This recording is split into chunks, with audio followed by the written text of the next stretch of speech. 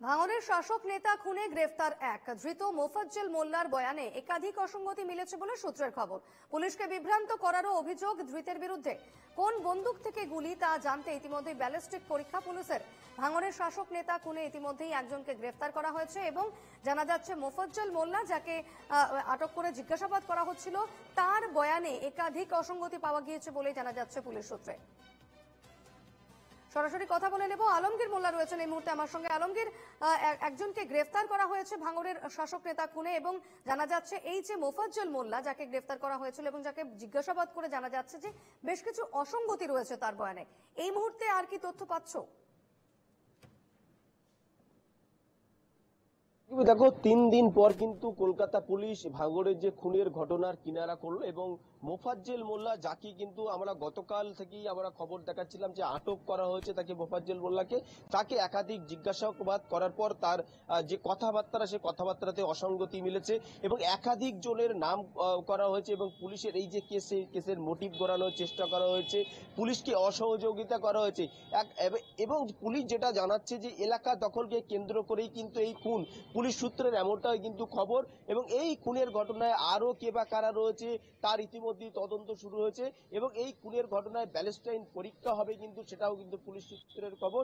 যে ব্যালিস্টাইন পরীক্ষাটি হবে সেটি হলো যে আগ্নেয়াস্ত্র দিয়ে তাকে গুলি করা হয়েছিল, সেই আগ্নেয়াস্ত্রের যে কোল উদ্ধার হয়েছে সেখান থেকে তার ব্যালিস্টাইন পরীক্ষা হবে, এমনটা কিন্তু পুলিশ সূত্রের খবর।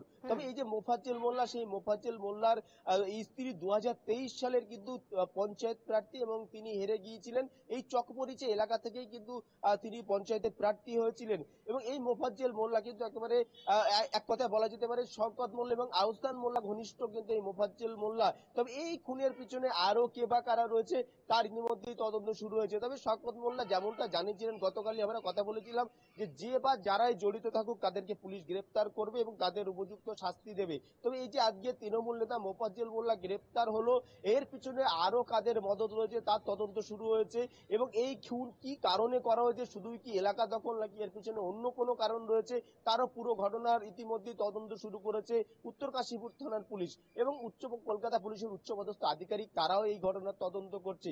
তবে এই যে তৃণমূল নেতা গ্রেফতার এবং এর সঙ্গে আরো কারা ছিল বা এই খুনের সঙ্গে কিভাবে এই তৃণমূল নেতা জড়িত ছিল, কেমন ধরনের সহযোগিতা এই তৃণমূল নেতা করেছিলেন, এসব বিষয় নিয়ে কিন্তু এখনো পর্যন্ত পুলিশের পক্ষ থেকে আলমগীর, এই যে মোফাজ্জল মোল্লাকে গ্রেফতার করা হয়েছে, যেমনটা তুমি বললে যে এলাকা দখলকে কেন্দ্র করে তাকে খুন করা হয়েছে তৃণমূল নেতাকে, সেক্ষেত্রে এই ঘটনার পর মোফাজ্জল মোল্লার গ্রেফতারির পর শওকত মোল্লার তরফ থেকে কি কোনো প্রতিক্রিয়া পাওয়া গিয়েছে? তিনি কি বলছেন? এখনো পর্যন্ত শওকত মোল্লার পক্ষ থেকে কোন রকম প্রতিক্রিয়া মেলেনি। তবে শওকত মোল্লা গতকালকেই আমরা এই প্রশ্নই যখন করেছিলাম যে দুই তৃণমূল নেতাকে আটক করা হয়েছে, তখন তিনি বলেছিলেন যে বা যারাই এই ঘটনার সঙ্গে যুক্ত থাকুক তাদেরকে পুলিশ গ্রেফতার করবে। তবে তিনি আরো একটি কথা বলেছিলেন যে এই যে তৃণমূল 2 নেতা আটক করা হয়েছে, যাদেরকে গতকাল আটক ছিল, তাদেরকে নিয়ে যখন প্রশ্ন করা হয় তিনি তখন বলেছিলেন যে আটক হতেই পারে, আপনিও আটক হতে পারেন, আমিও আটক হতে পারি জিজ্ঞাসাবাদের জন্য, তবে পুলিশ তদন্ত করে যদি তারা দোষী সাব্যস্ত হয় তারপরে তাদেরকে গ্রেফতার করবে। কিন্তু আজ তাদেরকে গ্রেফতার করা হয়েছে এবং এই ঘটনা, এই যে খুনের কিনারা ইতিমধ্যেই পুলিশ করতে পেরেছে এবং এর সঙ্গে আরো কে বা কারা জড়িত, শুধুই কি এলাকা দখল নাকি এর পিছনে কোনো রাজনৈতিক হিংসা রয়েছে বা এর পিছনে ব্যক্তিগত কোনো কারণ রয়েছে কিনা, সেসব বিষয় নিয়ে কিন্তু পুলিশ সেদিকে নজর রেখো। আপাতত ধন্যবাদ আলমগীর।